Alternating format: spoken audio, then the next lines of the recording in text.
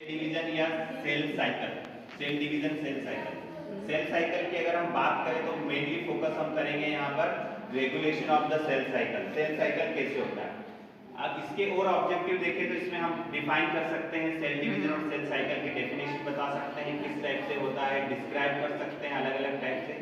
Cell division के लिए अगर हम बात करें तो हम प्रोकैरियोटिक और यूकैरियोटिक दोनों में सेल डिवीजन, प्रोकैरियोटिक में जो सेल डिवीजन होता है उसमें सिंपली बाइनरी फिजन से होता है। Eukaryotic cell division two type से होता है, mitosis and meiosis. Mitosis it means cell और ऑर्गेनिजम्स का जो रिप्लेसमेंट और ग्रोथ होती है, जो डैमेज सेल होती है उसके लिए होता है। और मियोसिस में फॉर्मेशन ऑफ सेक्स सेल्स और गैमेट्स के लिए होता है, गैमेट्स के लिए होता है। व्हाई डू सेल डिवाइडेड, क्यों होती है सेल डिवाइडेड? तो जो सेल डिवाइडेड होती है वो सबसे पहले रिपेयर, ग्रोथ, डेवलपमेंट और टिश्यूज के लिए होती है, रिप्रोडक्शन के लिए होती है, एक्सचेंज ऑफ मटेरियल्स के लिए होती है एंड डीएनए का जो ओवरलोडिंग होता है उसके लिए होती है। प्रोकैरियोटिक सेल डिवीजन की बात करें तो बाइनरी फिजन से होती है, डीएनए रेप्लिकेशन होता है, क्रोमोसोम सेग्रीगेशन होता है, साइटोकाइनेसिस की प्रोसेस होती है।